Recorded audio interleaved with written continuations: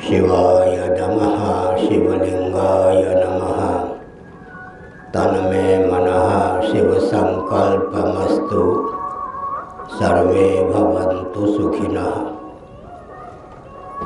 नामापिते च मधुरं मधुरं स्वरूपं। कर्मापिते च मधुरं मधुरा स्मृतिश्च। बुद्धिं प्रबोधय प्रभो मधुबोधशक्तिं। विद्यां प्रयच्छ परमां परिभावयामि। कोमलं कूजयन् वेणुं श्यामलोऽयं कुमारकः। वेदवेद्यं परं ब्रह्म भासतां हृदये मम। कूजन्तं राम रामेति मधुरं मधुराक्षरम्। आरुह्य कविता शाखां वन्दे वाल्मीकिकोकिलम्। निगमकल्पतरोर्गलितं फलं शुकमुखादमृतद्रवसंयुतं। पिबत भागवतं रसमालयम्। मुहुरहो रसिका भुवि भावुकाः। तृणादपि सुनीचेन तरोरपि सहिष्णुना। अमानिना मानदेन कीर्तनीयः सदा हरिः। नारायणाखिल गुरो भगवन् नमस्ते। शिवाय नमः शिवलिंगाय नमः। तन्मे मनः शिवसंकल्पमस्तु। सर्वे भवन्तु सुखिनः। श्री राम जय राम। आपको बैठना हो तो बैठिए, कुर्सी पे बैठना हो कुर्सी पे बैठिए। श्री राम जय राम।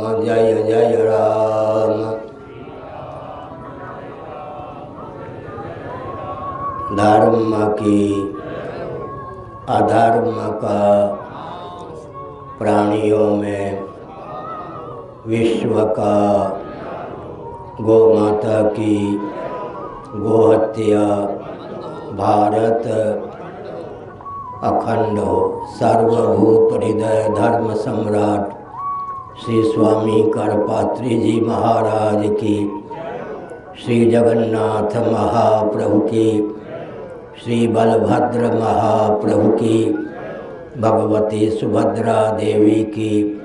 हर हर महादेव।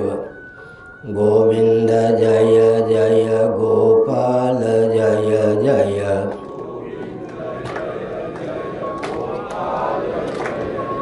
राधा रमण हरि गोविंद जय जय।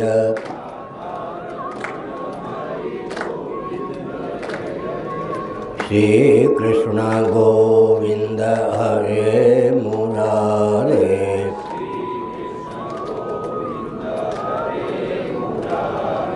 हे नाथ नारायण वासुदेव।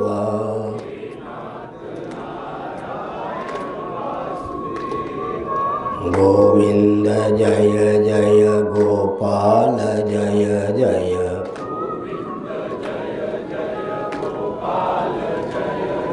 राधा रमण हरि गोविंद जय जय।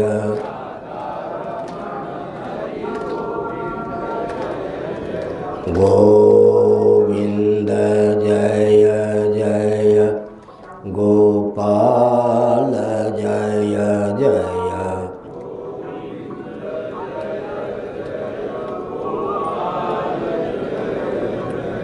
राधा रमण हरि गोविंद जय जय।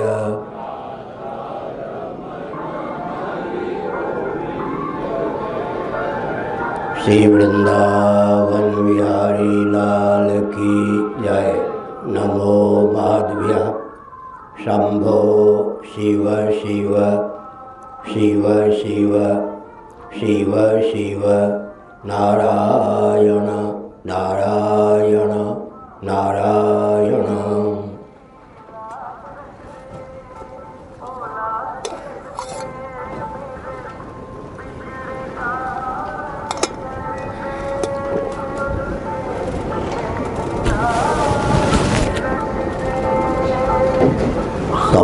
उपस्थित समादरणीय संत वृंद,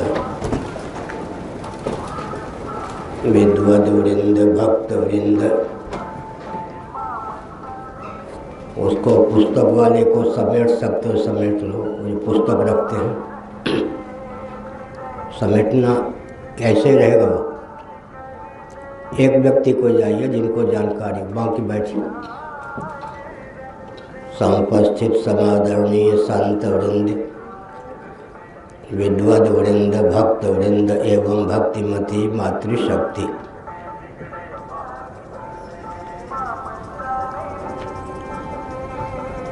हरिद्वार है, हरद्वार है, हरिहर के धाम तक पहुँचने का द्वार है। बद्रीनाथ की यात्रा भी यहाँ से होती है, केदारनाथ की यात्रा भी यहाँ से होती है। दिव्य जलधारा गंगोत्री यमुनोत्री से प्रवाहित है, वहाँ की यात्रा भी यहाँ से होती है। यह पवित्र देवभूमि है, ऋषियों का निवास स्थल है। नगाधिराज हिमालय यहाँ विद्यमान है। हमारे प्रहरी हैं, सीमा के संरक्षक हैं, वर्षा के स्रोत हैं, अन्न के स्रोत हैं। हमारे यहाँ आदिदैविक धरातल पर सबकी चेतनता मान्य है। कारण क्या है? हम भगवान जो कि सच्चिदानंद स्वरूप हैं, उन्हें जगत का निमित्त और उपादान दोनों कारण मानते हैं। हमारे भगवान जगत बनाते भी हैं, बनते भी हैं। हम सनातन धर्मियों को उपनिषदों के आधार पर जैसे भगवान सुलभ हैं, वैसे भगवान किसी अन्य ईश्वरवादी को स्वप्न में भी सुलभ नहीं है। तदैक्षत सईक्षांचक्रे शोकामयत बहुश्याम प्रजायेय तदात्मानं स्वयमकुरुत बहुश्याम सर्वं खलुदं ब्रह्म वासुदेव सर्वमिति आदि वचनों के अनुशीलन से हम उस भगवान को भगवान मानते हैं जो जगत बनाते भी हैं, बनते भी हैं। चमत्कार की पराकाष्ठा है। इसलिए हमारे भगवान श्री रामकृष्ण आदि रूपों में साक्षात अवतीर्ण भी होते हैं।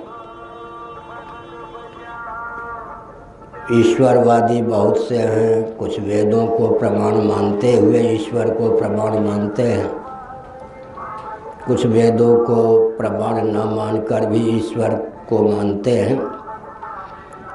लेकिन जिनका ईश्वर जगत बना सकता है, जगत बन नहीं सकता, उनका ईश्वर साक्षात श्री रामकृष्ण आदि रूपों में अवतार भी नहीं ले सकता।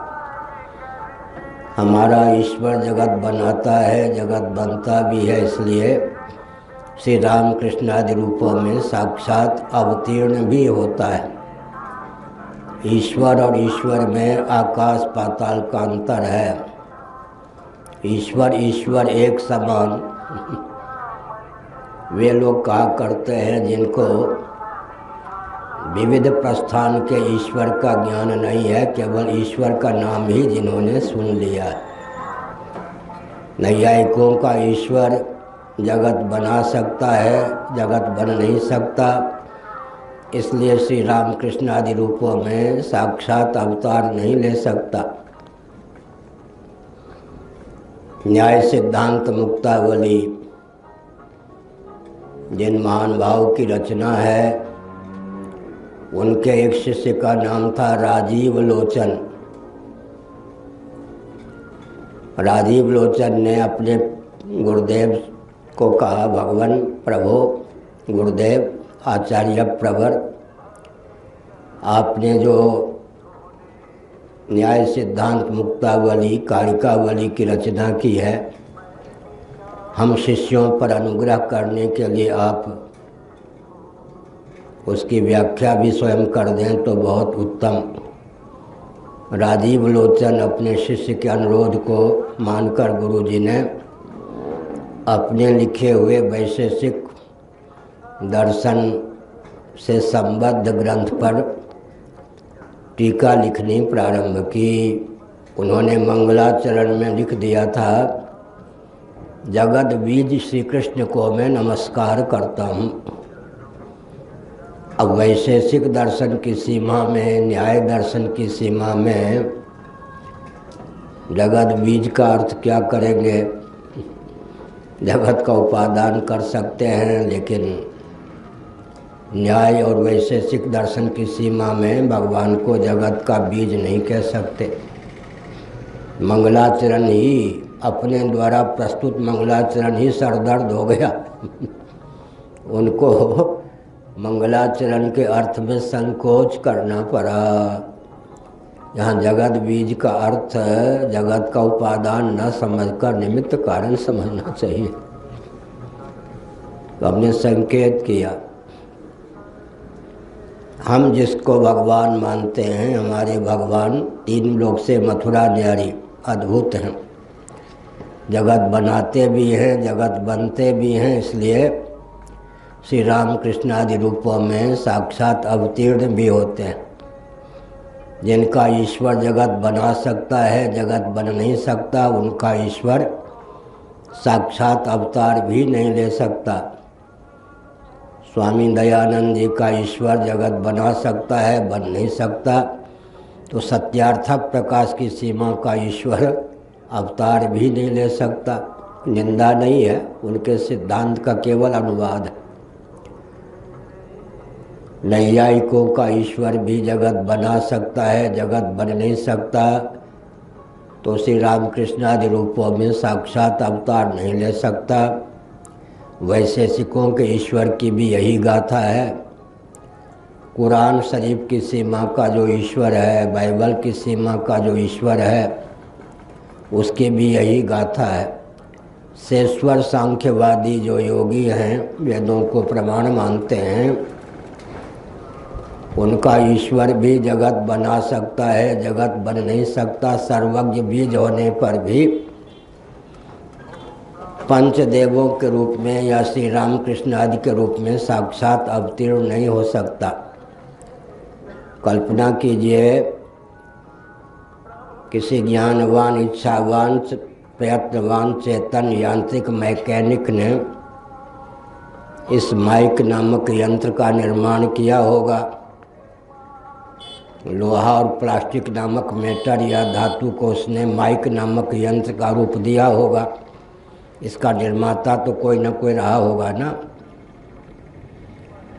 जो इस माइक नामक यंत्र का निर्माता था, उसमें माइक बनाने की क्षमता थी, माइक बनने की क्षमता नहीं थी। जिस लोहा और प्लास्टिक नामक मेटर धातु पदार्थ ने इस माइक नामक यंत्र का रूप धारण किया, उसमें माइक बनने की क्षमता थी, बनाने की क्षमता नहीं थी। लेकिन हमारे ईश्वर ऐसे हैं जिनमें जगत बनने की भी क्षमता है, बनाने की भी क्षमता है। इसी को कहते अभिन्न निमित्तोपादान कारण। प्रकृतिश्च प्रतिज्ञा दृष्टान्तानुपरोधात् ब्रह्मसूत्र। प्रकृतिश्च, हमारे भगवान जगत के निर्माता केवल निमित्त कारण ही नहीं, अपितु प्रकृति अर्थात उपादान कारण भी है।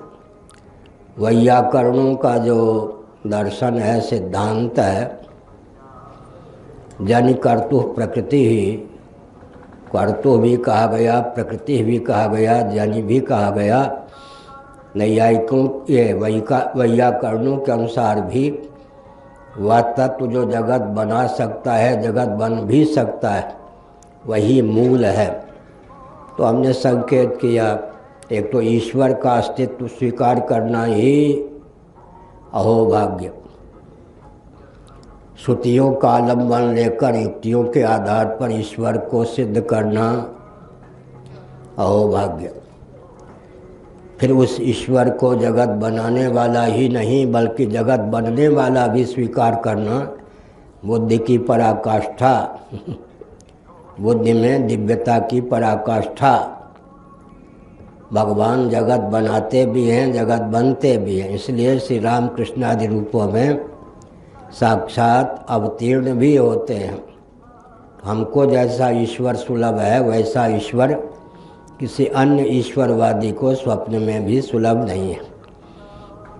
तो हमने कहा कि हमारे यहाँ परमात्मा सच्चिदानंद स्वरूप हैं, चिद्रूप हैं, उनसे जगत की अभिव्यक्ति हुई है।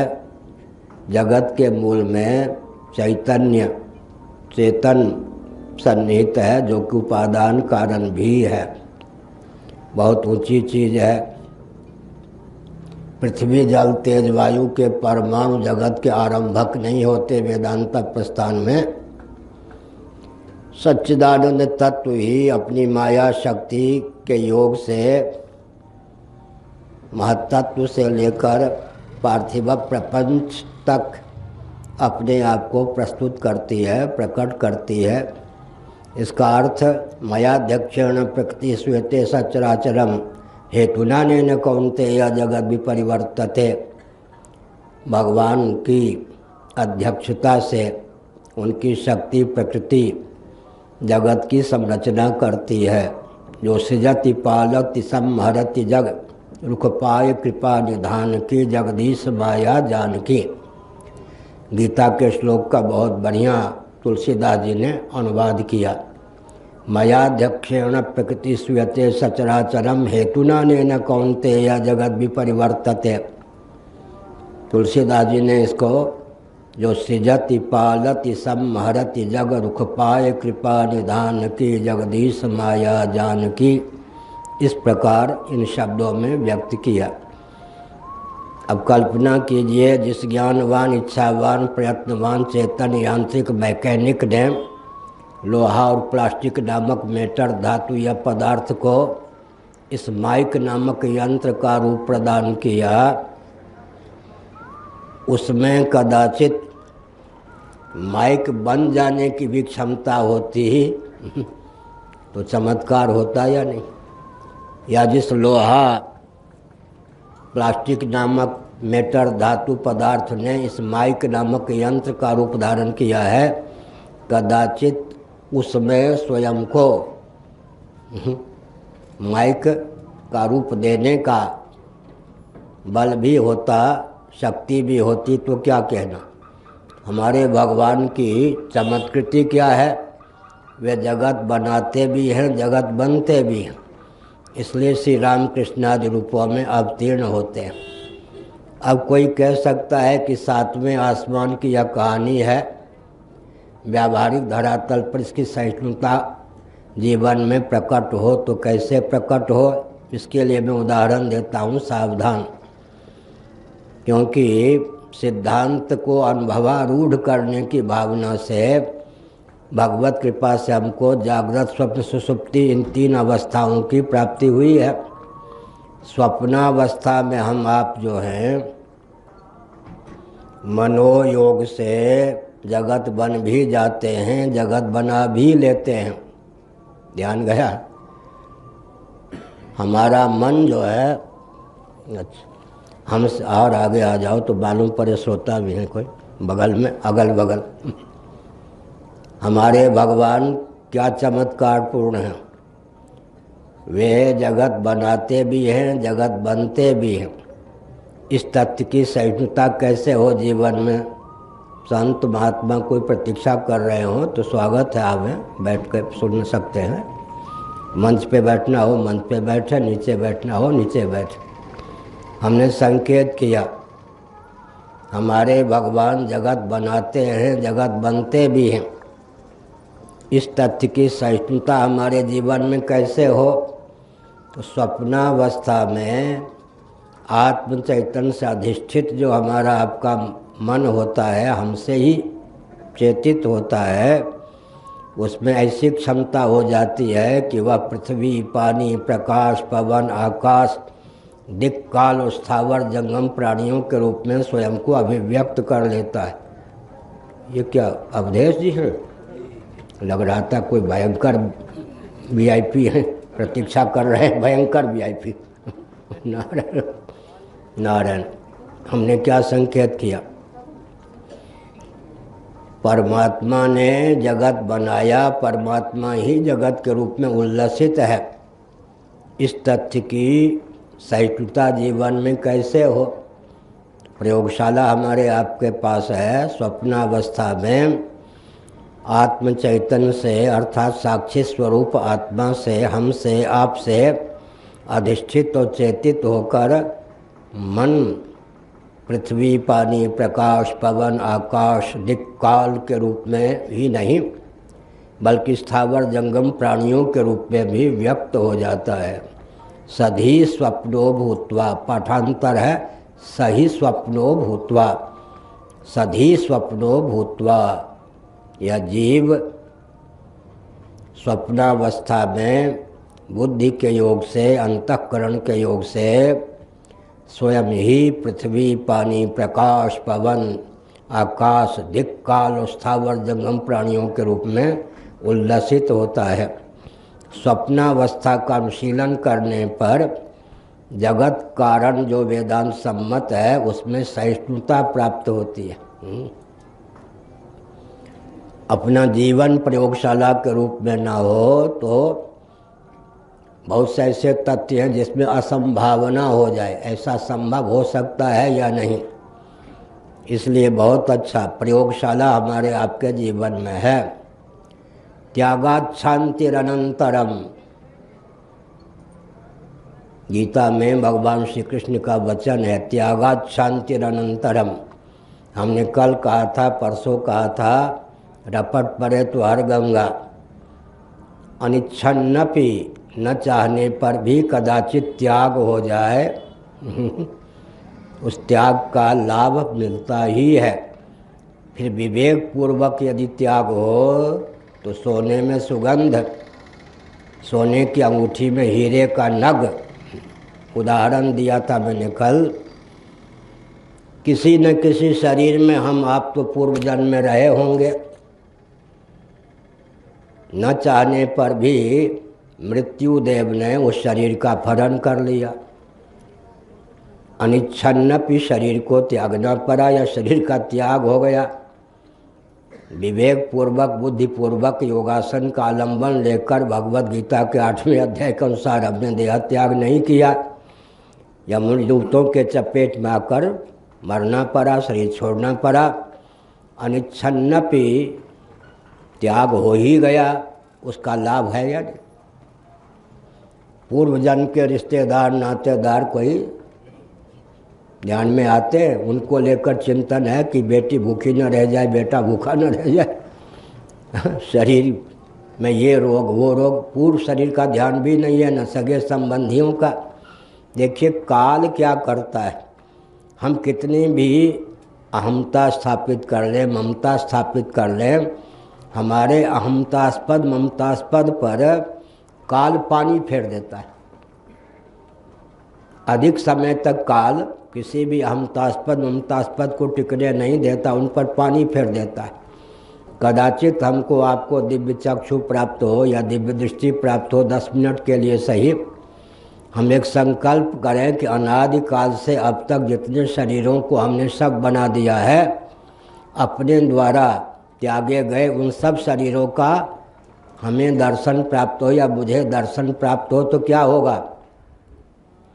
यहाँ जितने व्यक्ति बैठे हैं, एक एक जीव ने अनादिकाल से अब तक जितने शरीरों को सब बना दिया है, उतने शरीरों का एक कालावच्छेदेन, एक समय अगर उसे दर्शन प्राप्त हो तो कोटि कोटि ब्रह्मांड एक जीव के द्वारा त्यागे गए शरीरों से पट जाएं।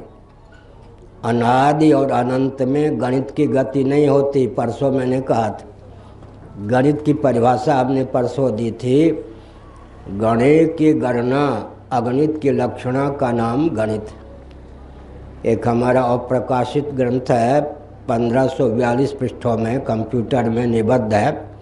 वैदिक मैथमेटिक्स के 25 पृष्ठों की व्याख्या 1542 पृष्ठों में पूर्ण हुई है। श्रावण भाद्र महीने में संयोग सदने पर वो ग्रंथ छपेगा। उसमें हमने संकेत किया है, गणित की परिभाषा दी है। गणेय माने गणना योग्य। गणेय की गणना अगणित की लक्षणा का नाम गणित है। गणित की पहुँच साक्षात अनंत में, अनादि में नहीं होती। ईश्वर के घर में भी, कार्यालय में भी लेखा जोखा नहीं है कि अनादिकाल से एक जीव ने कितने शरीरों को सब बना दिया है। अगर हमको भगवत कृपा से दिव्य चक्षु प्राप्त हो और हम संकल्प करें कि अनादिकाल से अब तक हमने जितने शरीरों को सब बना दिया है, हमारे द्वारा त्यागे गए उन सब शरीरों का दर्शन एक कालावच्छेदन हमको प्राप्त हो, तो कोटि कोटि ब्रह्मांड हमारे शरीर से पट जाएंगे। आज अगर शेर आ जाए इस समय तो वक्ता श्रोताओं को छोड़ के भाग जाएंगे, श्रोता वक्ताओं को छोड़ के भाग जाएंगे। गुरु जी की रक्षा भगवान करेंगे और श्रोताओं की रक्षा भगवान करेंगे। लेकिन बाद में मालूम हो जो शेर आया था वो तो पिछले जन्म में ही था उस शरीर में तो क्या होगा जी? उर्वशी आ गई तो उल्लू आ गया तो उर्वशी आ गई तो उल्लू आ गई तो मादा उल्लू। कभी कोई देवी उर्वशी भी रही होगी, कभी कोई देवी उल्लू भी रही होगी। कल मैंने बताया था, बाबूजी 2 रुपये 2 पैसा, बाबूजी 2 रुपये 2 रोटी 2 पैसा। आप कुछ दीजिए, लेकिन मन में सोचिए, ये जो 2 रुपये के लिए हाथ फैला रहा है, 2 पैसे के लिए, 2 रोटी के लिए, कभी इंद्र भी रह चुका है। आप शास्त्र को मानते हो ना? कल भी मैंने कहा था, इतने व्यक्तियों में कम से कम 2 व्यक्ति तो होंगे ही, और जैसा मुझे लग रहा है इतने व्यक्तियों में कम से कम 2 व्यक्ति यहाँ ऐसे बैठे होंगे, हो सकता है संजय गौड़ ही हों, जो इंद्र भी रहे हों। गाली नहीं दे रहा, प्रशंसा ही कर रहा हूँ। समझ गए ना क्या दर्दनाक स्थिति है? आज जो वरम ब्रोही कहता है, कल बाबूजी 2 रोटी 2 पैसा, 2 कपड़े, 2 फीट 2 मीटर कपड़े दीजिए, इसका अर्थ क्या है? यही है कर्म चक्र। बहुत बढ़िया छांदोग्य श्रुति का वचन कल मैंने सांकेतिक ढंग से बताया था। सूर्य के पद पर जो आज प्रतिष्ठित है, वरदान देने में समर्थ हैं, त्रिभुवन को उद्भासित करते हैं अपनी ज्योति के द्वारा, अपने प्रकाश के द्वारा, अपनी किरणों के द्वारा, रश्मियों के द्वारा, अगर वे भी सावधान न हुए, जिस जिस कर्म और उपासना के समुचित अनुष्ठान के फलस्वरूप आज कोई सूर्य के पद पर प्रतिष्ठित है, आदित्य मंडल बना हुआ है, जब सूर्य के आयु की पूर्णता होगी, कदाचित उस क्षण तक देहत्याग के, सूर्य विग्रह के त्याग के पूर्वक क्षण पर्यंत उस सूर्य ने आत्म तत्व का विधिवत ज्ञान नहीं प्राप्त किया, तो सूर्य पद से च्युत होने के बाद उसे कबूतर भी बनना पड़ सकता है, उसे नीम का पेड़ भी बनना पड़ सकता है। कर्म की गति न्यारी है। कभी हम स्थावर शरीर को प्राप्त होते हैं, कभी जंगम शरीर को प्राप्त होते हैं। इतना ही नहीं, कभी कोई नदी बन जाते। हमारे पुराणों में आज भी जो भारतवर्ष में या बृहद भारत में दिव्य नदियां हैं, किस जीव ने कब उस नदी के रूप में स्वयं को जन्म दिया या जन्म लिया, इसका भी वर्णन है। कभी हम पाषाण भी बन जाते हैं, कभी हम नदी बन जाते हैं, कभी हम वृक्ष बन जाते हैं। उद्भिज, स्वेदज, अंडज, जरायुज, सब प्रकार के प्राणी हम बनते हैं। कल हमने उदाहरण दिया था, हमारा जो शरीर है यह, इसका पूर्व रूप कौन है? माँ के गर्भ में अंडा।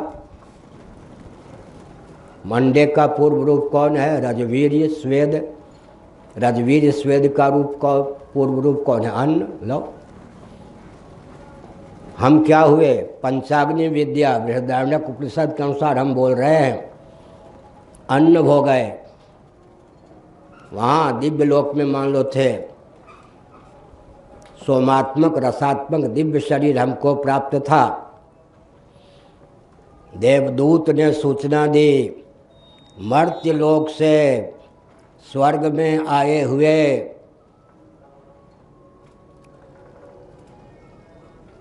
रूपदेव नामक व्यक्ति सावधान, जिस कर्म और उपासना के फलस्वरूप या जिन जिन कर्मों और उपासना के फलस्वरूप आप स्वर्ग में आए, आपको द्रव्य सूक्ष्म विपाकात्मक दिव्य शरीर की प्राप्ति हुई, उस शरीर को देने वाले प्रारब्ध अब 2 क्षण का शेष रह गया है। 2 क्षण के बाद आपको नवीन प्रारब्ध की अभिव्यक्ति के फलस्वरूप छुछुंदर बनना है, या उल्लू बनना है, या कबूतर बनना है, या वृक्ष बनना है। इस संवाद को देवदूत के मुख से सुनते ही रसात्मक सोमात्मक जो शरीर होता है दिव्यलोक में पानी पानी हो जाता। यहाँ पृथ्वी प्रधान शरीर भी अगर कोई अशुभ घटना की सूचना दे दे तो पसीना से तरबतर हो जाता है या नहीं? वो तो सोमात्मक दिव्य शरीर होता है। ओहो, हम तो बिल्कुल रमे रहे भोग विलास में ही, 5000 वर्ष बीत गए लेकिन पता ही नहीं चला, लगा 5 मिनट बीते हैं। जिन जिन कर्म और उपासनाओं के फलस्वरूप या जिस कर्म और उपासना के फलस्वरूप यह शरीर मिला था उसकी अवधि समाप्त। इसलिए छांदोग्य श्रुति में कहा गया, इस समय जो सूर्य के पद पर हैं वे भी अगर जागरूक नहीं हुए, सावधान नहीं हुए, तो सूर्य पद को देने वाला जो वैभव है, कर्म की पूंजी है, सूर्य पद को देने वाली उपासना की पूंजी है, उसके समाप्त होने पर अधोगति भी हो सकती है। इसलिए मनुष्य शरीर मिला है तो जहाँ तक बन सके क्या करना चाहिए? अंतिम सांस के पहले ही कृतार्थ होना चाहिए, भगवत प्राप्ति का बानक बना लेना चाहिए, आत्मा के वास्तव स्वरूप का बोध प्राप्त करना चाहिए। नहीं तो ऊपर नीचे का क्रम चलता ही रहेगा, कभी ऊपर कभी नीचे कभी बीच में। चतुर्दश पुम्नात्मक ब्रह्मांड में चक्कर लगाते ही रहेंगे, 84 लाख योनियों की प्राप्ति होती ही रहेगी। मानव जीवन की विशेषता का अंकन करते हुए हमने कहा था कर्मायतन, आयतन माने आश्रय। हमारा आपका शरीर कर्मायतन भी है, भोगायतन भी है, ज्ञानायतन भी है। केवल प्रारब्ध के अधीन ही अगर हम आप मनुष्य होते तो लौकिक वैदिक विधि निषेध की प्राप्ति हमको नहीं होती। धीरे से बोल रहा हूँ। लौकिक प्रशासनिक, सामाजिक, क्षेत्रीय और वैदिक शास्त्र सम्मत लौकिक वैदिक विधि निषेध की प्राप्ति हम मनुष्यों को है। फलवल कल्प है कि यदि सर्वथा प्रारब्ध के अधीन ही हमारा आपका जीवन होता तो लौकिक वैदिक विधि निषेध संहिता की हमको प्राप्ति कतई नहीं होती, कथमपि नहीं होती। लौकिक वैदिक विधि निषेध की प्राप्ति सिद्ध करती है कि मनुष्य का जीवन सर्वथा प्रारब्ध के अधीन नहीं है। हम देहेंद्रीय प्राणांतःकरण को संयत कर नवीन पौरुष भी कर सकते हैं, भगवत प्राप्ति का मार्ग भी प्रशस्त कर सकते हैं। अब उसमें रस्सा कसी की बात चलती। कल हमने प्रवचन यही छोड़ा था, जो योगा भ्रष्ट होते हैं उनके जीवन में योग संपदा उभर जाती है। उनको ज्ञान हो जाता है कि पूर्व शरीर में हम यहाँ तक पहुँचे थे भगवत प्राप्ति के मार्ग पर। कल उदाहरण दिया, बन सके तो मृत्यु को मुक्ति बना लीजिए। सबसे उत्तम व्यक्ति कौन? यही तैर्जिता सर्गः स्थित्वा स्यामंत काले पी ब्रह्म निर्वाण मृच्छति। सबसे उत्तम व्यक्ति कौन? मनुष्य होकर मृत्यु को मुक्ति बना ले, संभावित मृत्यु मुक्ति हो जाए। भगवान शंकराचार्य महाभाग का एक ग्रंथ है प्रश्नोत्तरी, दूसरा नाम है मणिरत्नमाला उसका। उसमें एक प्रश्न शंकराचार्य महाभाग ने उपस्थापित किया। अनंत कोटि ब्रह्मांड में असंख्य प्राणी प्रतिक्षण जन्म लेते हैं, परंतु प्रामाणिक रीति से विचार करने पर क्या प्रत्येक प्राणी का जन्म लेना सार्थक सिद्ध होता है? उन्होंने कहा कथमपि नहीं। फिर से सुनिए, अनंत कोटि ब्रह्मांड में प्रतिक्षण असंख्य प्राणी जन्म लेते हैं, लेकिन प्रामाणिक रीति से विचार करने पर क्या उन सब प्राणियों का जन्म लेना सार्थक होता है? नहीं। तो किसका जन्म लेना सार्थक है? यस्य पुनर्न जन्म, पुनर्जन्म पर, पुनर्भव पर विजयश्री प्राप्त करने की भावना से जिसने जन्म लिया है, पुनर्जन्म की योग्यता को ब्रह्मात्म तत्व के एकत्व विज्ञान के प्रभाव से दग्ध कर देने की भावना से जिसने जन्म लिया है, उसी का जन्म लेना सार्थक है। दूसरा प्रश्न भगवान शंकराचार्य ने उपस्थापित किया, अनंत कोटि ब्रह्मांड में प्रतिक्षण असंख्य प्राणी देह त्याग करते हैं, मरते हैं, क्या हर प्राणी का मरना सार्थक है? शंकराचार्य का कथमपि नहीं। किसका मरना सार्थक है? यस्य पुनर्न मृत्यु, जो मरने के लिए नहीं मरता, देह त्याग करता, मृत्यु को मुक्ति बना लेने की जिसमें क्षमता है, गीता का 8वां अध्याय और दूसरा अध्याय, मृत्यु को मुक्ति बना लेने की जिसमें क्षमता है, उसी का मरना सार्थक है। जिसका अंतिम जन्म है, जिसका अंतिम मरण है, उसी का जन्म लेना, उसी का मरना सार्थक है।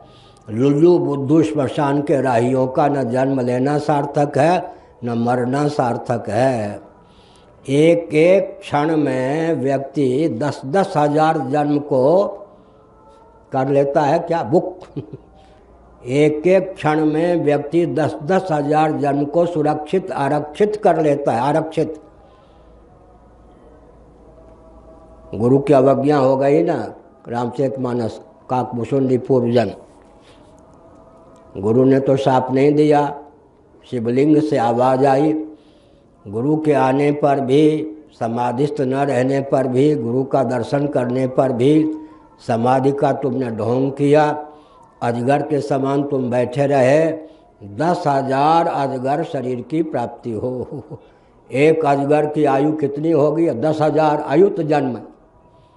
देखिए हम आप कैसे विचित्र हैं, एक एक क्षण में ऐसा पुण्य कर लेते हैं कि 10-10 हजार वर्षों तक स्वर्ग में टंगे रहें।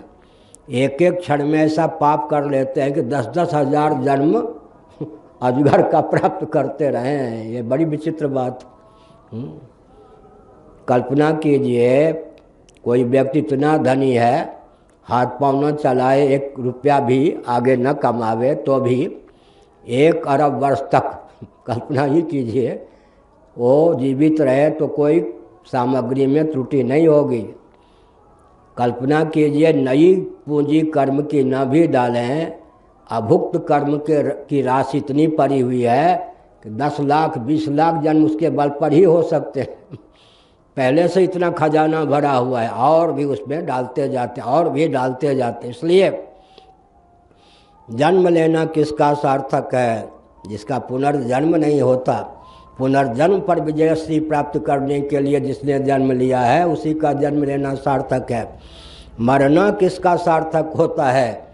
जो पुनर्मृत्यु का ग्रास नहीं बनता, जिसका अंतिम जन्म है, संभावित मरण अंतिम मरण है, उसी का जन्म लेना, मरना सार्थक है। यही वितर्जिता सर्ग। कल हमने एक संकेत किया था, भ्रम है, भ्रम। वैराग्य हो जाएगा, विरक्त हो जाएंगे तो घाटे में रहेंगे, है या नहीं? डरते हैं या नहीं? डरते हैं क्या? बड़े चतुर होते हैं लोग। अरे भाई, तुम अभी कहाँ चले गए थे प्रवचन में? अपने युवक बेटे को कहते हैं, किशोर बेटे को, 70 साल के बाद प्रवचन सुना जाता है। अभी तुम्हारे खेलने कूदने की अवस्था है, भले ही टेलीविज़न के पास बैठे रहो, विश्व सुंदरी का मुख देखते रहो, अभी कोई सत्संग की बात नहीं। और 70 वर्ष के बाद भी प्रवचन सुनना तो हमारी तरह, हम सुनते हैं और सत्संग भवन में ही सारा ज्ञान विज्ञान छोड़ के चले आते हैं। 1% भी ले लेंगे तो घर का काम नहीं चलेगा, इतने बेईमान होते श्रोता लोग। क्या हमने कहा, कल परसों कहा था, वृंदावन में 50 कथावाचक होंगे, निंदा में तात्पर्य नहीं है। एक दिन दहाड़े आतंकवादी आ जाए बिना गोली बारूद के, छींक दे तो सब कथावाचक घर में भाग जाएंगे, छिप जाएंगे। क्या मतलब हुआ? नैनम छिंदन शस्त्राणी, यही है क्या इसका मतलब? इसका अर्थ क्या हुआ? इसका अर्थ यह है कि जीव बड़ा चतुर है, जीवत्व को पुष्ट करने के लिए ही प्रवचन सुनता है। जीवत्व को शिथिल करने, निर्मूल करने की भावना उसके जीवन में नहीं होती। गेहूं इत्यादि जो बीज होते हैं ना, ध्यान देकर सुनिए, उनको किसान लोग क्या करते हैं, धूप में सुखाते भी हैं। तो अंकुरोत्पादनी शक्ति पुष्ट होती है या जलती है? उससे पुष्ट होती। तो प्रायः सत्संग भी इसलिए लोग व्यक्ति करते हैं कि जीवत्व परिपुष्ट हो जाए। जीवत्व परिपुष्ट करने के लिए ही प्रवचन आदि सुनने के लिए आते हैं। एक ने मुजफ्फरनगर में बुलाया, उसने कहा मेरा एक बार भी आपने नाम नहीं लिया कि अमुक जगह ठहरा हूँ। अब उसे क्या मालूम कि मुझे अमुक जगह ठहरा हूँ, उसका मकान है, इसका मकान। इतना होश हो तो बाबा ही क्यों हैं, हम तो अपनी दुनिया में रहते हैं। किसका मकान है, किसने भोजन दिया, किसने बुलाया, उसके बेटे का नाम, बहू का नाम क्या है, ये याद करने के लिए बाबा हुआ हूँ। मेरी अपनी दुनिया है। क्या हमने अपने जीवन को ऐसा ढाला है, जीवन में एक मनुष्य भी कभी न दिखाई पड़े तो याद नहीं आएगी कि वो होता तो अच्छा। पानी देने वाला कोई न रहे तो वेदना नहीं होगी, घर क्यों छोड़ा। कल मैंने बताया था ना, जीवन को व्यवस्थित ढंग से ढालने के लिए कितने पकार चाहिए।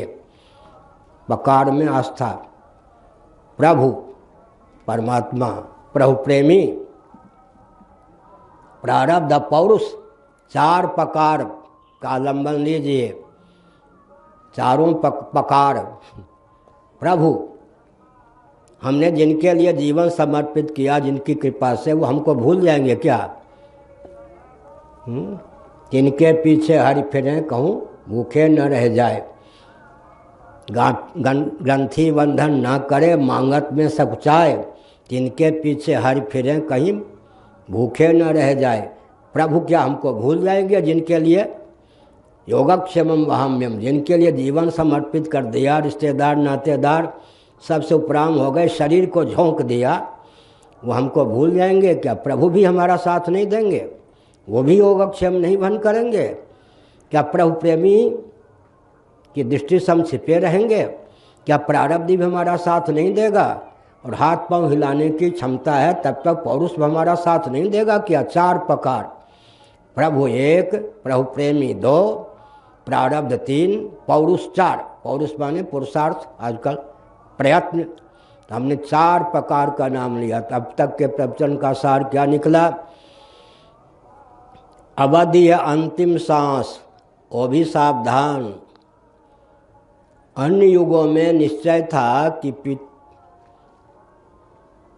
पिता अपने जीवन में पुत्र का वियोग नहीं देखता था।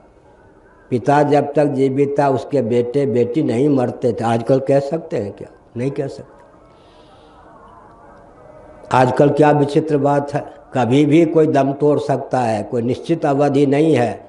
सीमित आयु में भी कब किसकी मौत हो जाए कह नहीं सकते। हर समय मौत, हर समय सिग्नल डाउन है, कब गाड़ी आ जाए कह नहीं सकते, कब मौत के संदेश आ जाए कह नहीं सकते। हर समय, इसलिए हर समय जागरूक रहना चाहिए।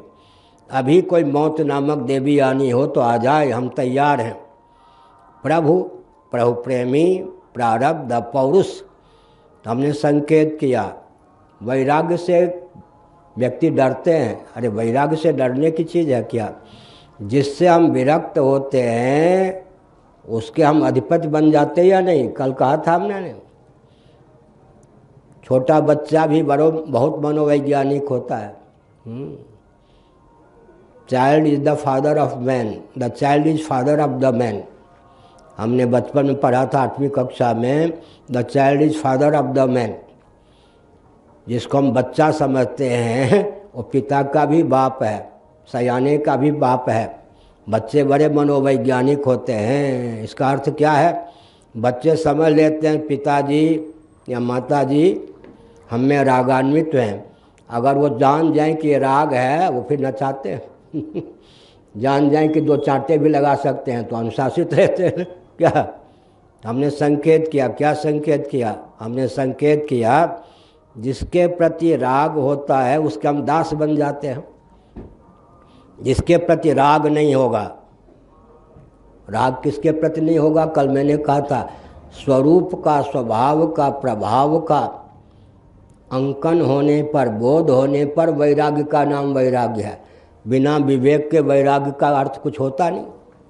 बहुत बढ़िया दासबोध नामक ग्रंथ है, मराठी में, हिंदी अनुवाद भी प्राप्त है, स्वामी रामदास जी। अगर नीति और अध्यात्म दोनों में विशेषज्ञ होना हो तो चौखंबा से वर्षों पहले हिंदी अनुवाद, अब तो गीता प्रेस से भी ज्ञानेश्वरी का हिंदी अनुवाद प्राप्त, लेकिन हमने कहा कि दासबोध का हिंदी अनुवाद अवश्य पढ़ना चाहिए। हिंदी नीति निपुण भी हो जाएंगे, परमार्थ निपुण भी हो जाएंगे। 14 प्रकार के मायिक ब्रह्म का वर्णन केवल दासबोध में, 14 प्रकार के मायिक ब्रह्म। हमने क्या संकेत किया? हमने संकेत किया, क्या संकेत किया? हमने संकेत किया कि जिससे हम विरक्त हो जाते हैं, विवेक पूर्वक वैराग्य होता है ना, स्वभाव का, प्रभाव का, स्वरूप का विवेक होगा तब तो वैराग्य होगा। बिना विवेक के कोई वैराग्य थोड़े होता है। बहुत बढ़िया दासबोध में कहा गया वैराग्य है और विवेक नहीं। लंगोटी लेकर केवल लंगोटी भी छोड़कर घूमता है।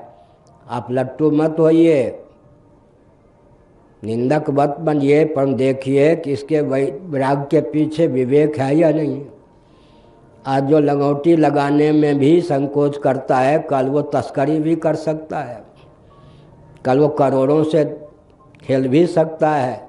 जिस वैराग्य के मूल में विवेक ना हो वो वैराग्य टिकाऊ नहीं होता। और जिस विवेक का पर्यवसान वैराग्य में ना हो वो वैराग्य नहीं होता, आभास होता है। क्या? जिस विवेक का पर्यवसान वैराग्य में ना हो वो विवेक का आभास है, और जिस वैराग्य के मूल में विवेक ना हो वो वैराग्य भी आभास है। इसलिए हमने क्या संकेत किया? विरक्त का अर्थ क्या होता है? किसी के स्वरूप को, स्वभाव को, प्रभाव को समझकर अगर हम विरक्त हैं, इसका मतलब उसके हम अधिपति हैं, उसके हम नियामक हैं। हमने कई बार कल उदाहरण दिया। आज देवराज इंद्र के पद पर जो प्रतिष्ठित हैं, देवराज इंद्र के पद से अवर न्यून पद ने उनके चित्त को आकृष्ट नहीं किया, और देवराज इंद्र के पद ने उनको आकृष्ट कर लिया। लेकिन आज जो ब्रह्मा जी के पद पर प्रतिष्ठित हैं, कौन हैं? देवराज इंद्र के पद ने भी जिनके चित्त को आकृष्ट नहीं किया। प्रजापति ब्रह्मा का पद ही जिनको आकृष्ट किया, ब्रह्मा की, प्रजापति की, हिरण्यगर्भ की, जिन्होंने विधिवत उपासना की। पहले वो उपासक थे, आज वो स्वयं ब्रह्मा के पद पर प्रतिष्ठित हैं। इसका मतलब ब्रह्मा के पद पर कौन प्रतिष्ठित हैं? नीचे के जितने पद हैं, वैभव हैं, विभूतियां हैं जितने, उन सब से जो विरक्त थे। इसका मतलब उन पर आधिपत्य, जिससे हम विरक्त होते हैं उस पर हमारा उस पर आधिपत्य होता है। और ब्रह्मा जी के पद से भी कोई विरक्त हो जाए सचमुच में है, कहना तो अलग बात है। एक आम के ऊपर ही लड़ बैठते एक पराठे पर ही लड़ बैठेंगे, और ब्रह्मा जी का पद को लुल्लू बुद्धू का पद है क्या? 31 नील 10 खरब 40 अरब वर्षों तक मर्त्यलोक की आयु के अनुसार ब्रह्मा जी की आयु होती है। ब्रह्मा जी कितने वर्षों तक पद पर बने रहते हैं जी? ब्रह्मलोक की गणना के अनुसार कुल 100 वर्ष, मर्त्यलोक की गणना के अनुसार 31 नील 10 खरब 40 अरब वर्ष। लुल्लू बुद्धू होगा कोई ब्रह्मा जी के पद पर? मोदी जी सावधान। और सुनिए, ब्रह्मा जी को प्रतिक्षण व्यवहार दशा में आनंद कितना मिलता है? मर्त्यलोक में भूमंडल में सप्तद्वीपा मेदिनी का एक छत्र कोई सम्राट हो, संयमी हो, युवावस्थापन्न हो, ब्रह्म मुहूर्त में प्रजा यशोगान करती हो और मर्त्यलोक का सारा वैभव निष्कंटक भोग्य के रूप में सुलभ हो, भोग्य पदार्थों को भोगने की क्षमता भी जिसमें प्रचुर हो, उसको जितना आनंद मिल सकता है उसकी अपेक्षा 1000 परार्ध गुण अधिक आनंद ब्रह्मा जी को प्रतिक्षण व्यवहार काल में मिलता है। तैत्रीय उपनिषद 1000 परार्ध माने एक लिखने के बाद 20 शून्य, 10000 20 बार। सामान्य व्यक्ति का नाम ब्रह्मा है क्या? मर्त्यलोक में भूमंडल में आजकल किसी को सुख नहीं प्राप्त है। सप्तद्वीपा मेदिनी, 7 द्वीपों वाली पृथ्वी आजकल है ही नहीं। मैं एक रहस्य बताता हूँ।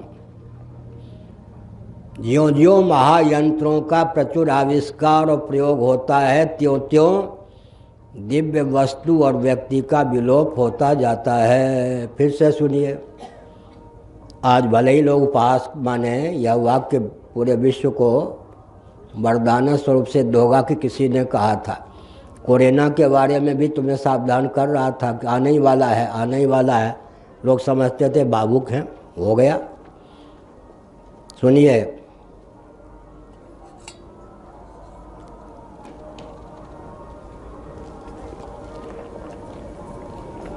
ज्यों ज्यों महायंत्रों का प्रचुर आविष्कार और प्रयोग होता है, त्यों त्यों दिव्य वस्तुओं और व्यक्तियों का विलोप होता जाता है। कहाँ लिखा है? मनुस्मृति 1163।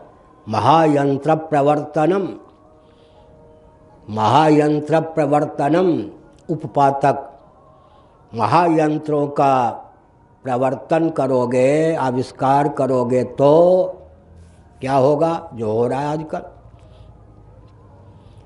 दिव्य वस्तु और व्यक्ति का विलोप होता जाता है महायंत्रों का जितना आविष्कार और प्रयोग होता है। बीज रूप में दिव्य वस्तु और व्यक्ति भले ही टिक जाएं, महायंत्रों का प्रचुर आविष्कार भी हो, दिव्य वस्तु और व्यक्ति सुलभ भी हो, संभव नहीं। इसलिए महामारी का मूल, आर्थिक विपन्नता का मूल, सबका मूल है महायंत्रों का प्रवर्तन।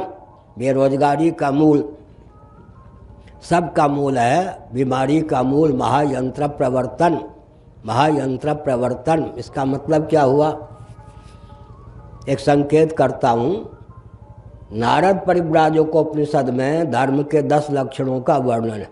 मनुस्मृति में ज्यों के त्यों वह श्लोक उद्धृत है, धृति क्षमा, जिसमें पहला लक्षण है धर्म का, धृति माने धैर्य।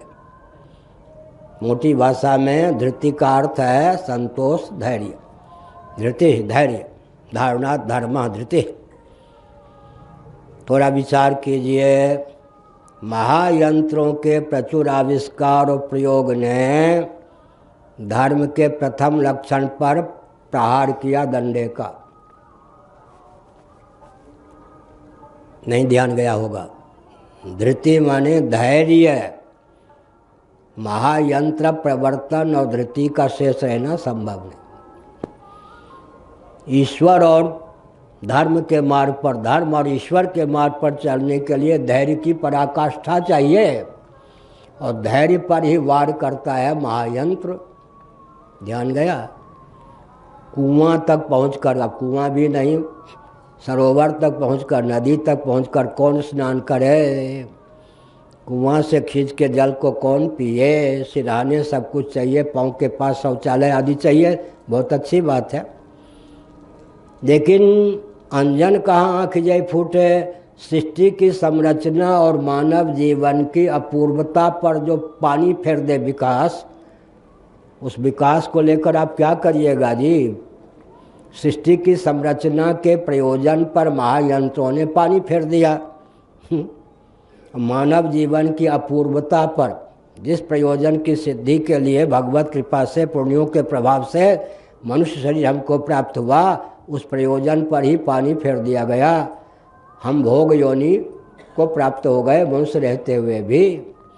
धर्म के मार्ग पर चलने के लिए धैर्य की पराकाष्ठा चाहिए। पंचदशी कार ने इसकी बहुत बढ़िया व्याख्या की, सुनिए। कैवल्य मोक्ष को प्राप्त करने के लिए धैर्य की कितनी पराकाष्ठा चाहिए। कैवल्य मोक्ष क्या होगा? वेदांतों ने आत्मा को सच्चित आनंद स्वरूप कहा है। सदा के लिए देहत्याग के बाद सच्चिदानंद होकर ही शेष रहना है। मैं सच्चिदानंद स्वरूप हूँ, यह कल्पना भी नहीं होगी। जब गाढ़ी नींद में ही अहम अस्मि इस प्रकार की कल्पना की पहुँच नहीं है, तो विदेह कैवल में अहम अस्मि की स्फूर्ति कैसे होगी? सदा के लिए सच्चिदानंद मात्र होकर शेष रहना है। मैं सच्चिदानंद हूँ, ऐसी कल्पना भी देह त्याग के बाद नहीं होगी। कितना धैर्य चाहिए? उससे कम धैर्य हो तो भगवान के सायुज्य मोक्ष को प्राप्त करने की भावना हो, वो भी बहुत कठिन है। भगवत विग्रह में ही समा जाए, पृथक से कोई अपना विग्रह का भान ही ना हो। उससे कम धैर्य हो तो सारूप्य, सामीप्य, सालोक्य मोक्ष की प्राप्ति हो। उससे भी कम धैर्य हो तो स्वर्ग में दिव्य शरीर की प्राप्ति हो। अब होते होते क्या हो गया? सिरहाने के पास ही सब कुछ चाहिए, पाँव के पास ही सब कुछ चाहिए। इतनी सुविधा की धरती पर प्रहार इतना हो गया कि मानव जीवन की अपूर्वता पर ही सुख सुविधा ने, यांत्रिक विधा ने पानी फेर दिया। तो अंजन कहाँ आँख जैसे फूटे। सृष्टि की संरचना का प्रयोजन और मानव जीवन प्राप्ति का जो प्रयोजन है, उस प्रयोजन के अविरुद्ध और अनुकूल ही सुविधा लेनी चाहिए, कोई आविष्कार करना चाहिए। एक बच्चा था इकलौता, इकलौते बच्चे को बड़े लोग चिढ़ाते हैं। इकलौता बेटा का पहला लक्षण होता है सूर्योदय के बाद तक सोता रहता है। माता सोचते इकलौता है, वह सोने दो, छेड़ो मत। इकलौते बेटे का पहला लक्षण क्या होता है? सूर्योदय के 3 घंटे 2 घंटे बाद जगता हो, समझ लो इकलौता बेटा है, बड़ा लाड़ प्यार से पड़ा है।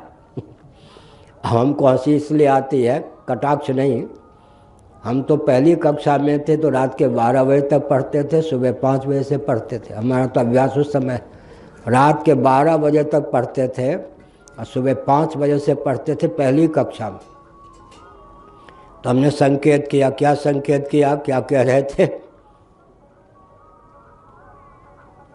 मानव जीवन की अपूर्वता क्या, इस पर विचार कीजिए। उसी पर अगर पानी फेर दे तो मानव जीवन की अपूर्वता पर पानी न फेरे। भगवान ने जो सृष्टि की संरचना की, भगवान ने जो सृष्टि की संरचना की और मानव जीवन दिया, उसकी अपूर्वता पर पानी फेर दे तो विकास नहीं हो, तो भोग योनि विनाश है।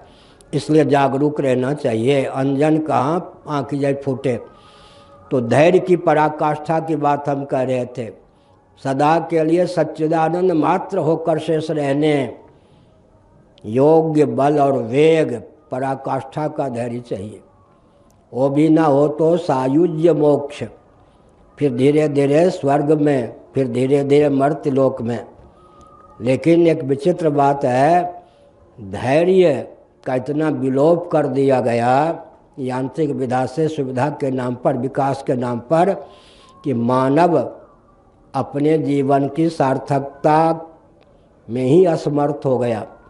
इसका अर्थ यह है कि विकास को जिस ढंग से परिभाषित किया गया है, उसके मूल में एक अभिनिवेश, अज्ञान विद्यमान है। वह अभिनिवेश और अज्ञान क्या है?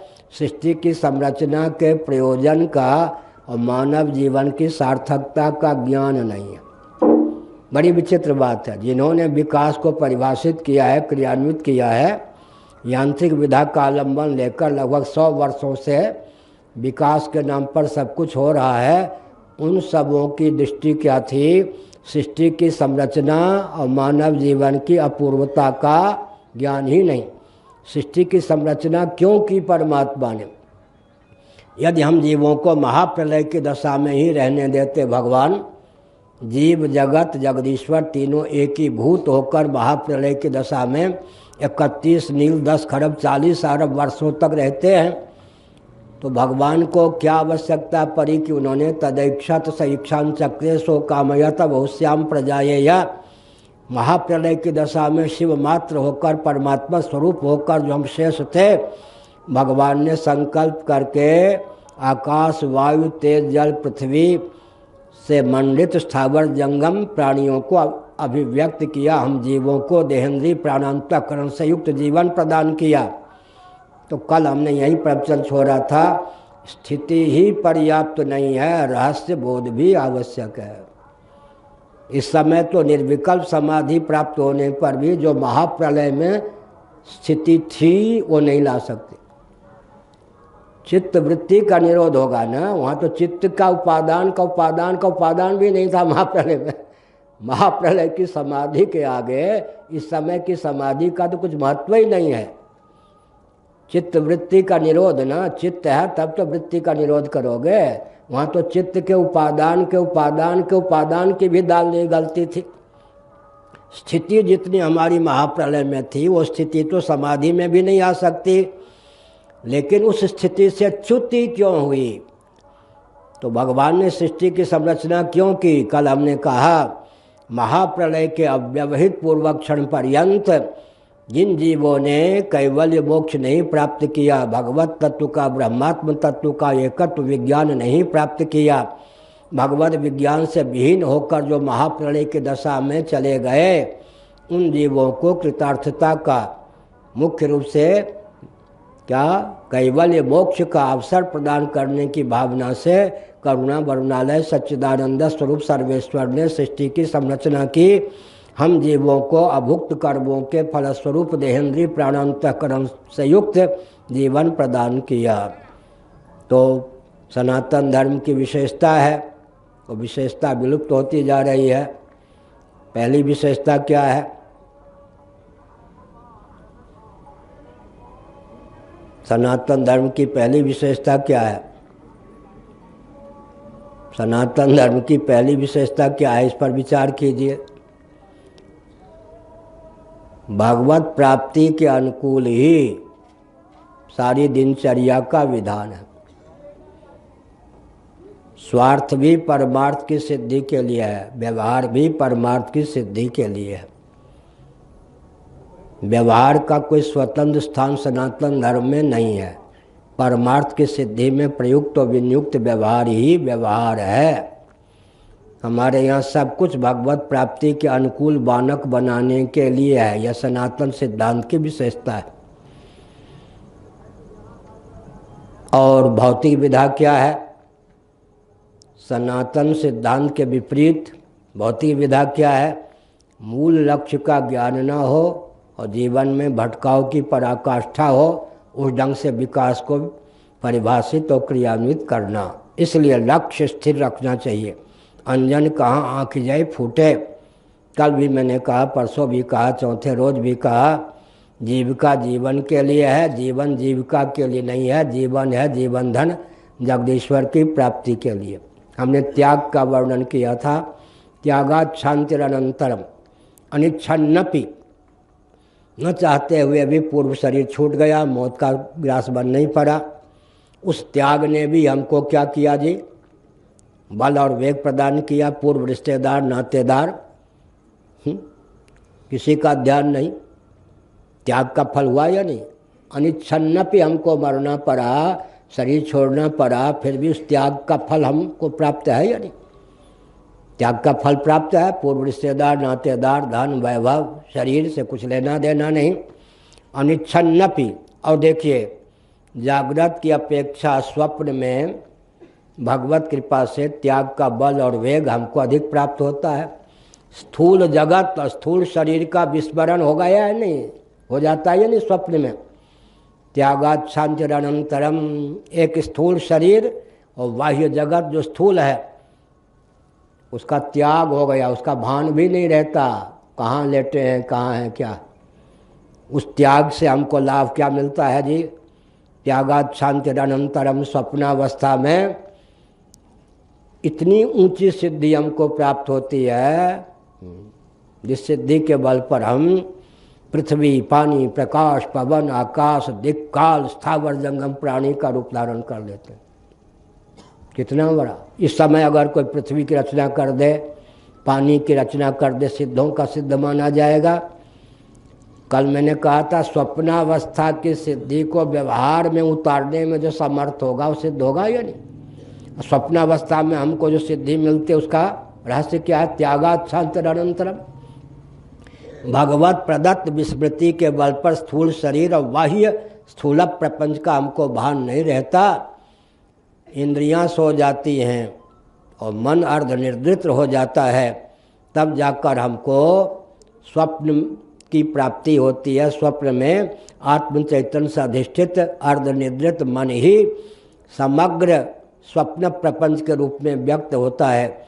उस समय हमें वो बल और वेग प्राप्त होता है अनिच्छन्नपि त्याग के बल पर कि हम पृथ्वी, पानी, प्रकाश, पवन, आकाश, दिक्, काल की रचना कर लेते हैं। लेकिन स्वप्न में भी भूख लग जाती है, प्यास लग जाती है रोग आ जाता है, सर्दी लग जाती है, गर्मी लग जाती है, द्वंद्व के चपेट से स्वप्न में भी हम मुक्त नहीं हो पाते। भगवान और त्याग का बल और वेग भरते हैं। अनिच्छन्नपि, गाढ़ी नींद आ गई, गाढ़ी नींद आ गई तो देखो क्या होगा। स्थूल नहीं सूक्ष्म प्रपंच का भी भान समाप्त।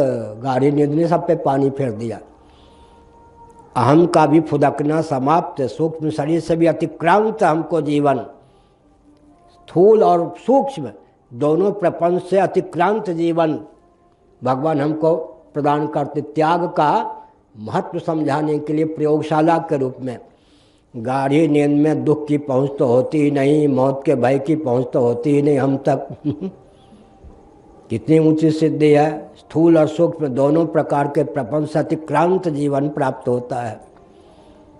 और कहीं कारण शरीर से भी अतिक्रांत जीवन प्राप्त हो जाए तो सदा के लिए सिद्ध होकर ही शेष रहे। मृत्यु, जड़ता, दुख का बीज गाढ़ी नींद में विद्यमान होने पर भी हमको किसी प्रकार के ताप की प्राप्ति और व्याप्ति नहीं होती। त्यागात शांतिरनंतरम, अनिच्छन्नपि, भगवत प्रदत्त भी गाढ़ी नींद प्राप्त हो जाए तो उससे लाभ उठाते हैं। एक बार श्री कृष्ण बोधाश्रम जी महाभाग ज्योतिषपीठ के शंकराचार्य सन 1972 में वृंदावन में एक दिन के लिए पूज्य उड़ियावा जी महाराज के आश्रम में पधारे। मैं भी 72 में ही वृंदावन आया था प्रत्यक्ष रूप से। उनके चरणों के पास मर्यादा की सीमा में बैठ गया, ब्रह्मचारी था। कुछ पूछना चाहता था, पूछ न सका संकोच के कारण।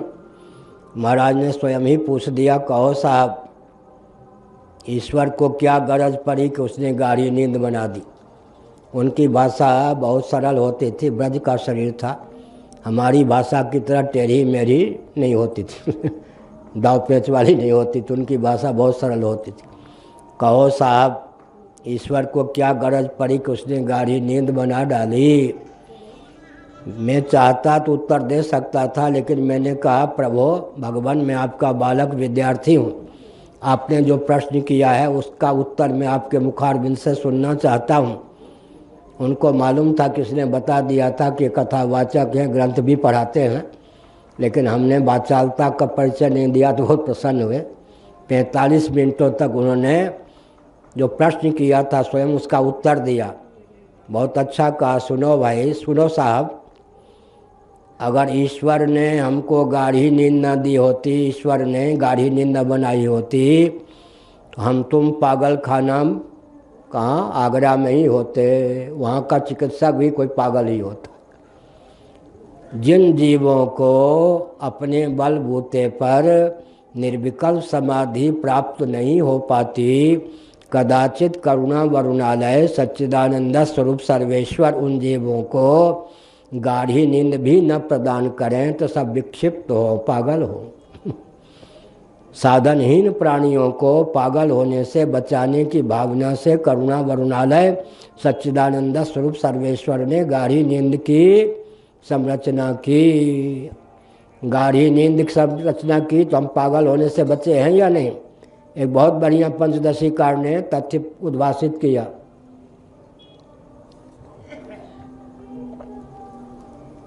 परसों भी मैंने कहा था, विषय जन आनंद को भी त्यागे बिना गाढ़ी नींद नहीं हो सकती।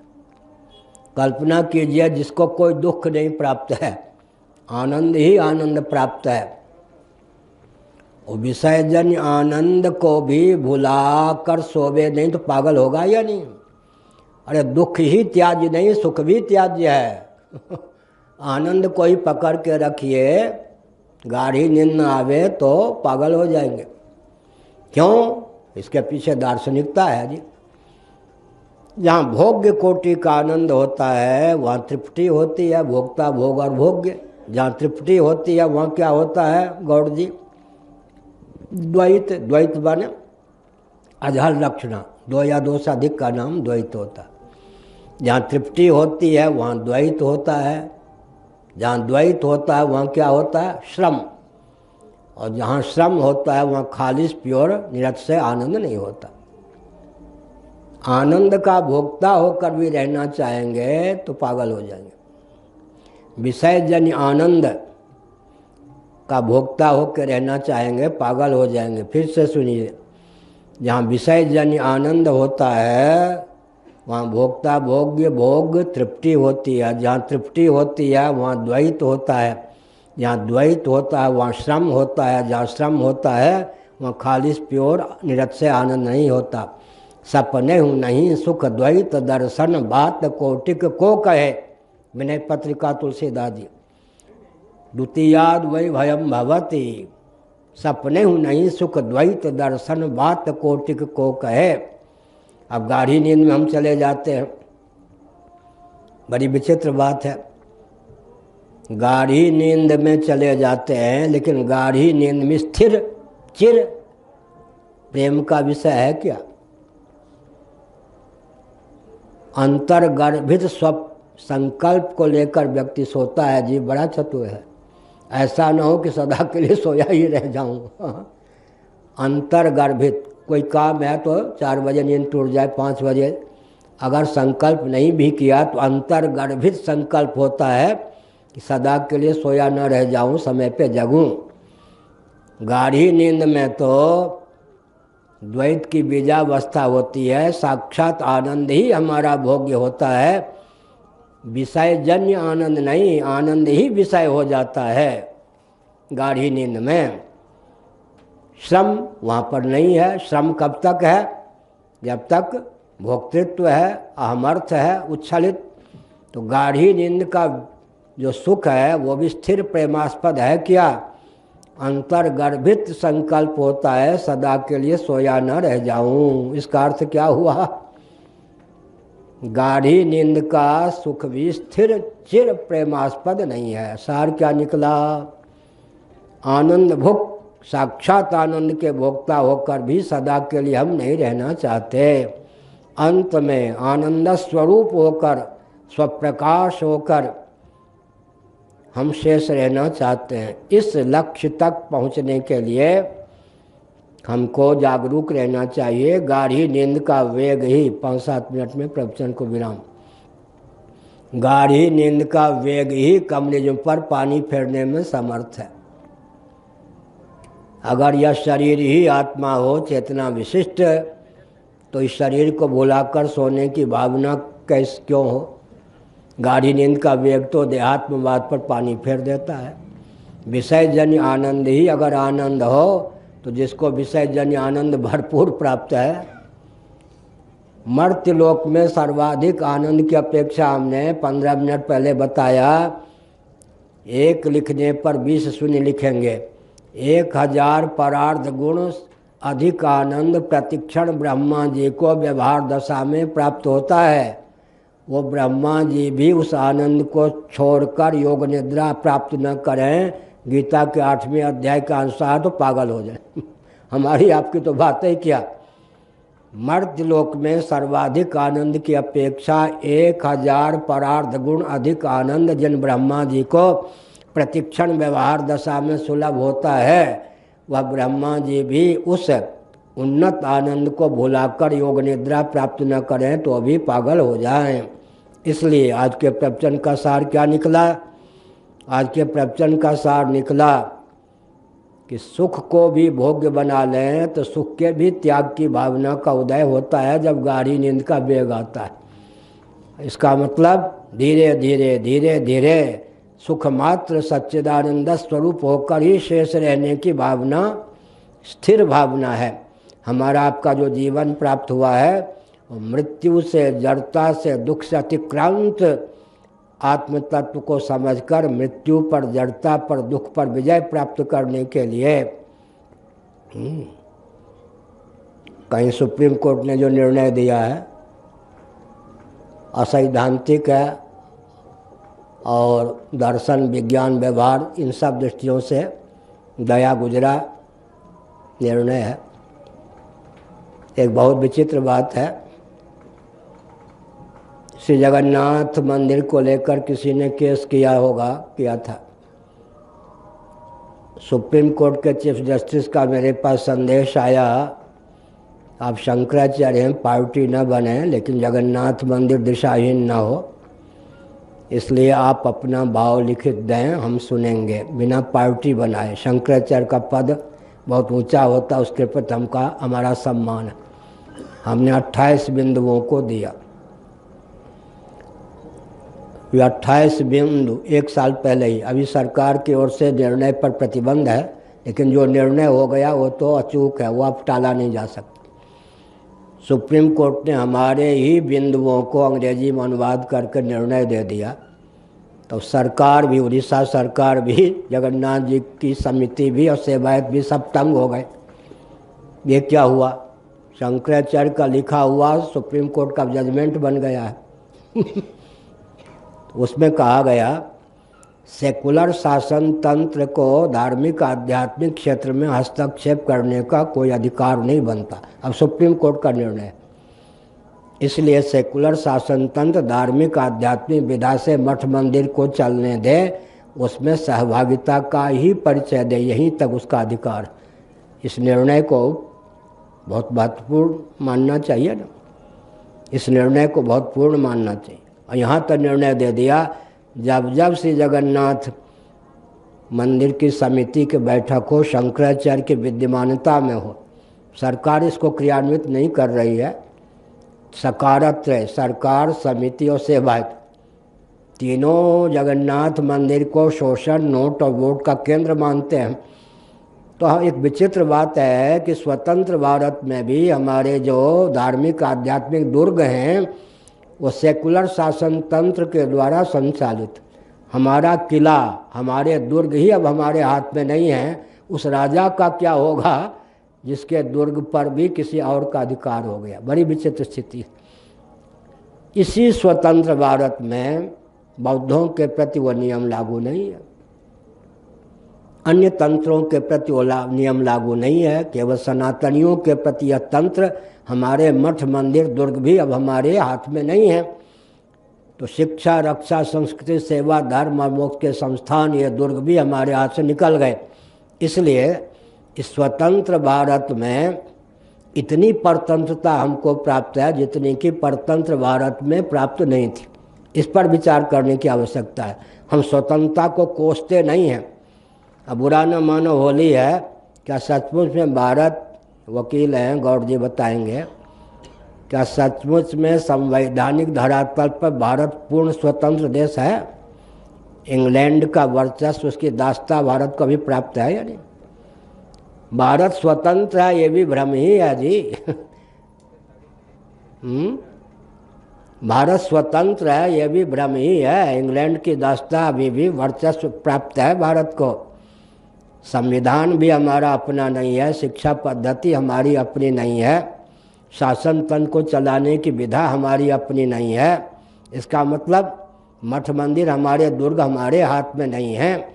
तो स्वतंत्रता के नाम पर भी हमको घोर परतंत्रता प्राप्त है। एक बहुत अच्छा, कल भी मैंने कहा था, बानक भगवान ने बना दिया।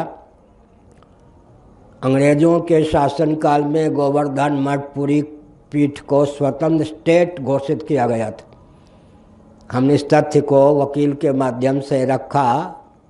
आज गोवर्धन मठ पुरी पीठ स्वतंत्र स्टेट है। शासन तंत्र की कोई भी धारा हमारे मठ पर क्रियान्वित नहीं है। बहुत ऊंची बात है। एक मठ तो कम से कम भारत में स्वतंत्र स्टेट के रूप में गोवर्धन मठ पुरी का जो हमारा मठ है, गोवर्धन मठ पुरी है, आज अंग्रेज़ों के शासनकाल में जैसे स्वतंत्र स्टेट था, वैसे स्वतंत्र स्टेट सुप्रीम कोर्ट की मान्यता के अनुसार भी प्राप्त है। बहुत ऊंची बात है। तो हमने संकेत किया कम से कम एक आचार्य और एक आचार्य की गद्दी तो इस बाबाटवी में सेकुलर तंत्र से ऊपर अब हमारी भावना है। हमारे मठ मंदिर शिक्षा, रक्षा, संस्कृति, सेवा, धर्म और मोक्ष के संस्थान हों, शुचिता, स्वच्छता, सुंदरता, शील और स्नेह से संपन्न व्यक्ति और समाज की संरचना में मठ मंदिरों का उपयोग हो। फिर से सुनिए, हमारे मठ मंदिर शिक्षा, रक्षा, संस्कृति, सेवा, धर्म और मोक्ष के संस्थान हों, शुचिता, स्वच्छता, सुंदरता, शील और स्नेह से संपन्न व्यक्ति और समाज की संरचना में सनातन धर्मियों के मठ और मंदिर का उपयोग हो। श्री राम जय राम, जय जय राम। धर्म के अधर्म का प्राणियों में, विश्व का, गौ माता की गोहत्या, भारत। अब एक दो बार गाएंगे, दो तीन बार। हमने लक्ष्य दिया है सुसंस्कृत, सुशिक्षित, सुरक्षित, संपन्न, सेवा परायण, स्वस्थ, सर्वहितप्रद व्यक्ति और समाज की संरचना विश्व स्तर पर सनातन शास्त्रों के अनुसार राजनीति और विकास की परिभाषा है। प्रथम चरण में भारत, नेपाल, भूटान, द्वितीय चरण में एशिया महाद्वीप, तृतीय चरण में पूरा भूमंडल हिंदू द्वीप के रूप में ख्यापित हो। एक गीत हमने बनाया, उसकी केवल एक पंक्ति रख रहे हैं, गाएंगे। हमारा प्यारा हिंदू द्वीप, हम हैं इसके प्रहरी और प्रदीप। हमारा प्यारा हिंदू द्वीप, वंदे मातरम, वंदे मातरम। सबसे ज़्यादा वेदना तो केंद्रीय सरकार को हो रही है। यहाँ 24 तारीख को राजदूतों का सम्मेलन बुलाया गया था, प्रतिबंधित हो गया कोरोना के नाम पर। नाम तो कोरोना का है, लेकिन केंद्रीय शासन को मालूम है मैं किसी राजनीतिक दल का नहीं हूँ। फिर भी कहीं व्यासपीठ के नेतृत्व में राजदूत न जुड़ जाएं, शासन तंत्र से अधिक उत्कर्ष व्यासपीठ का न हो जाए। केंद्रीय शासन तंत्र ने कोरोना के नाम पर राजदूतों पर प्रतिबंध लगा दिया कि आप शंकराचार्य के बुलाने पर हरिद्वार नहीं जाएंगे क्योंकि कोरोना का वातावरण है। बुरा न मानो, होली है, इस कोरोना के वातावरण में धूम धड़ाके से बिहार आदि का चुनाव संपन्न हो गया, बंगाल का चुनाव संपन्न हो रहा है। 2-2 लाख, 1-1 लाख व्यक्ति मोदी जी आदि की सभा में आते हैं। राजनीतिज्ञों के लिए कोरोना जो है दासी बन के काम करती है और वो भूत बना करके धार्मिक कार्यक्रम में राजनेता, प्रधानमंत्री छोड़ देते हैं, कोरोना देवी लग जा। बड़ी विकट बात है। आप 1-1 लाख भीड़ जुटाते हो और कोरोना को धिज्जी उड़ा करके चुनाव का प्रचार करते हो। यहाँ राजदूतों को हमने बुलाया तो क्या आपको आपकी गद्दी को खतरा थी कि उसमें प्रतिबंध लगा दिया? प्रतिबंध लगाने से भी मेरा काम यूँ बन गया कि सरकार दुर्बल है, शंकराचार्य प्रबल है। राजदूत बुद्धू तो नहीं होते ना। राजदूत समझ गए कि सरकार दुर्बल है, शंकराचार्य प्रबल है। बुरा न मानो मोदी जी, होली है। आपकी दुर्बलता तो सिद्ध ही हो गई। जब आप हमारे लाडले प्यारे हैं, बैठ चुके हैं, हमारा दृष्टिकोण जानते हैं। ये प्रधानमंत्री होने के पहले मेरे पास 45 मिनट बैठे थे। हमने संकेत क्या किया, उन्होंने एक प्रश्न किया, मैं उनको याद दिला रहा हूँ, शायद भूल जा गए हों। महाराज शंकराचार्य जी मुझे एक आशीर्वाद दीजिए। मोदी जी ने कहा, मैंने नहीं पहले कहा कहीं कि मोदी जी मेरे पास आए थे, उन्होंने ही प्रसारण किया कि शंकराचार्य के पास आए थे। इसलिए मैं कह रहा हूँ, कोई नेता आवे, राष्ट्रपति आवे, मुझे नहीं कि वो आए थे। वो जब प्रसारित कर देते हैं तब मैं मुँह खोल रहा हूँ। तो मोदी जी ने मुझसे कहा था ऐसा आशीर्वाद दीजिए कम से कम भूल कर सकूं। तो मैंने कहा जब आपको आशीर्वाद ही लेना है तो यह क्यों नहीं कहते कि भूल बिल्कुल न कर सकूं।